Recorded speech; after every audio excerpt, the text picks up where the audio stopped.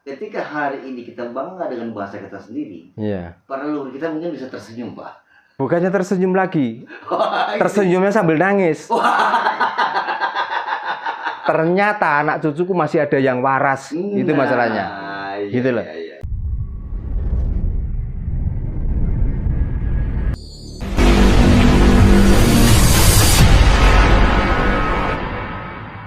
Karena kiai bukan sebutan orang yang beragama.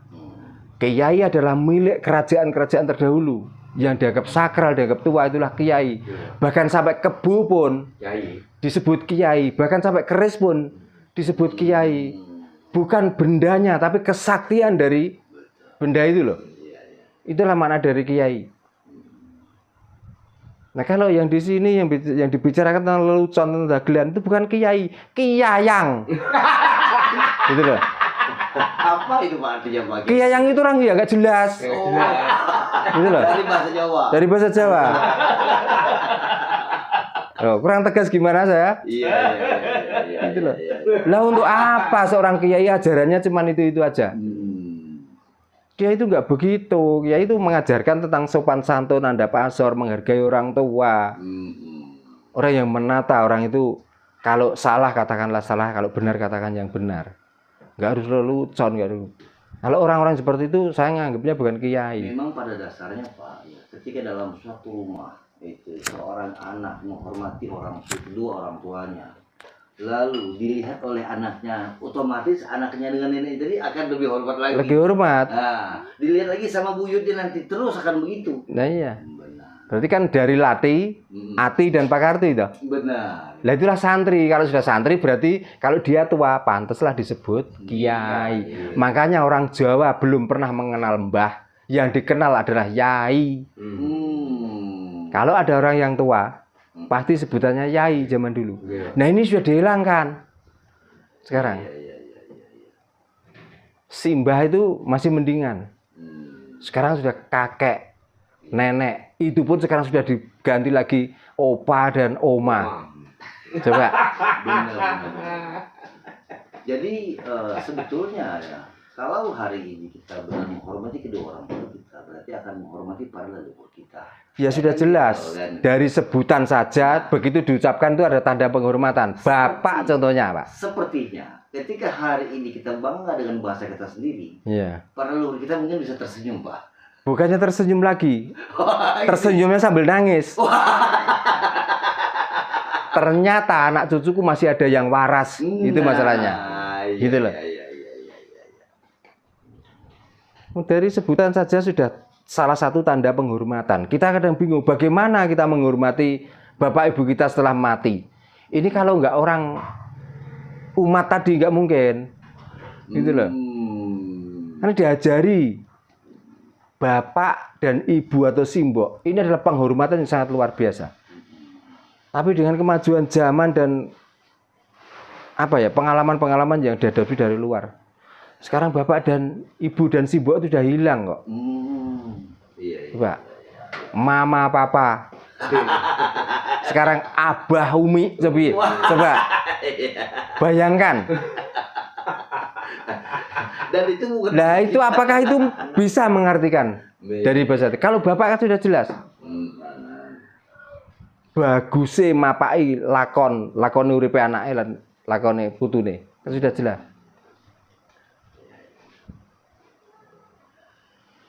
Sepertinya inilah yang akan mengawali cerita yang akan membuat cerita menarik untuk generasi berikutnya dan generasi saat ini. Iya kan? Iya. Agar dia kembali mencintai para leluhur bangsa ini. Ya, berikut aturan-aturan pakemnya, bahasa-bahasanya, kan begitu kan? Sehingga komunikasi kita atau obrolan kita berikutnya nanti mudah dimengerti.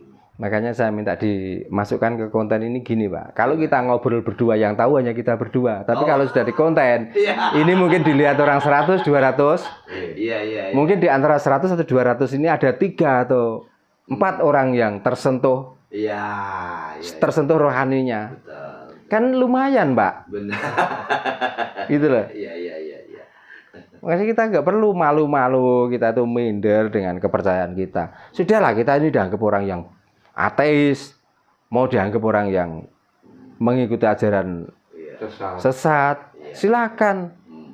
Tapi coba nanti ajaran yang baru dengan ajaran yang dianggap sesat itu nanti murni mana, gitu loh. Tinggal gitu aja, nunggu waktunya. Saya membaca sebuah tulisan ya dari mungkin dari bahasa Jawa ya. Percaya di sini apa ngerti di sini? Nah itu. Ya. Ternyata ngerti di sini. Ya, jelas. Lah kalau kita nggak ngerti kok percaya sih, kita percaya itu apa? Tapi masalahnya kita dipaksa harus percaya dulu. Masalah tahu belakangan. Itu. Kalau pengen tahu lagi, mati dulu baru kamu tahu. Nah inilah Pak masalahnya. Urusannya itu kita masih hidup tadi belajar untuk mati. Lah mati nggak usah belajar, kita sudah bisa kok. Nah untuk apa belajar itu? Jadi saya lihat dari pertanyaan tadi ya, percaya di sini atau ngerti di sini, ini sepertinya ya inilah kebiasaan leluhur kita mesti jadi. Dan itu pelajaran tauhid yang sangat luar biasa Pak. Oh itu. Iya. Itu masuknya ke tauhid Pak. Iya. Supaya kita tuh nggak samar, supaya kita tuh nggak bingung, gitu. Asik Pak ya? Benar, luar biasa. Ini pertemuan kita hari ini luar biasa sekali Pak. Banyak hal-hal yang istilahnya itu membangkitkan semangat ya, rasa kebersamaan kita sesama anak bangsa. Saya walaupun dari Sumatera ya, ketika menemukan suasana seperti ini, ya kayaknya nggak jauh Sumatera itu ke sini ya. Gitu. Ya, yang membedakan kan cuma tempat toh Pak. Ya, tapi iya, hati tempat. kita kan sudah menyatu. Betul. Gitu loh. Betul. Ayo lanjut terus Pak Indra, hubungan ketemu. Mudah-mudahan saya nggak kehabisan jawaban gitu aja. Enggak, sebetulnya ini bukannya soal kehabisan jawaban. Materi kita ini banyak. Iya. Cuman ini bentuknya begini. Dan ya. butuh waktu. Bukan soal butuh waktu. Ya. Kan yang namanya petunjuk itu. Iya. Itu enggak langsung brok langsung. Oh nggak bisa. Ya dengan jalan Nggak atau. bisa. Makanya orang Jawa itu ngelmu iku kelakone kanthi laku. Iya. Gitu Oh gitu ya. Iya. Jadi nggak bisa kita belajar ilmu. Katakan, kalau belajarnya kita itu tentang rasa, mungkin segera menemukan ilmu itu. Iya. Tapi kalau belajarnya cerita, sampai buyutan Pak, nggak akan menemukan rasa. Gitu loh. Dan tidak akan menemukan petunjuk. Kalaupun ngomong menemukan petunjuk, itu halusinasi. Ya, yang saya maksud ke petunjuk tadi bukan begitu maksudnya artinya, Pak. Iya, saya paham, Pak. Maksud saya itu yang muncul gitu. untuk pembanding, Pak. Untuk pembanding maksud saya. Iya, kalau Bapak sudah paham saya. Iya. Yang saya dimaksud saya sudah paham. Iya. Jadi ketika kita ngobrol ini yang munculnya ini kan Iya. Nah, itulah petunjuk. Iya. Gitu. Atau wahyu, Iya. atau wangsit gitu Iya, loh. wangsit. Nah, kalau sudah membicarakan wahyu dan wangsit, ya beginilah caranya. Betul. Gitu. Iya. Bukannya tidak wangsit itu datang dengan sendiri, kita berdiam diri. Berdiam diri kalau kita mengolah rasa bisa dapat wangsit. Betul. Tapi kalau berdiam diri karena utusan atau perintah, sulit untuk menemukan itu. Betul. Gitu loh. Sebetulnya dengan ngobrol ini kadang-kadang berawal dari suasana hati yang gembira, Iya. ya, ngawur ngidul, tapi membicarakan track ke depan itu kadang-kadang muncul loh Pak. Duh. makanya kalau membicarakan tentang wangsit Iya. atau wahyu, ya itulah wahyu Pak. Sebenarnya. Makanya saya kalau mendapatkan wangsit, wahyu atau dawuh, itu nggak perlu semedi. Diskusilah dengan orang Betul. yang pada dasarnya, kalau tukang kayu kita harus bicara tentang, atau kalau kita entah paham tentang kayu ya harus bicara dengan tukang kayu. Iya. Benar. Bicara tentang besi ya bicara, ya ngobrol dengan tukang besi. Jangan dibolak-balik. Iya. Kalau dibolak-balik ya bingung nanti. Masalahnya gini, orang begitu ditanya karena tidak ahlinya, jawabnya juga ngawur loh Pak. Itu kebanyakan. Apalagi kalau malu kalau ngejawab. Nah makanya pengalaman itu penting. Betul. Makanya Bapak dari Sumatera ke sini inilah yang sangat penting. Dengan berjalannya waktu dan melihat suasana, dimanapun itu akan mendapatkan ilmu dan mendapatkan wahyu. Jadi intinya mendapatkan wahyu itu nggak perlu di dalam gua semedi Pak. Nggak perlu. Itu kalau mau hening. Dalam arti hening itu merasakan hidup ini loh. Lah di dalam hidup itu macam-macam kok. Kita butuh kaos, kita butuh celana. Kalau kita hening saja, Iya.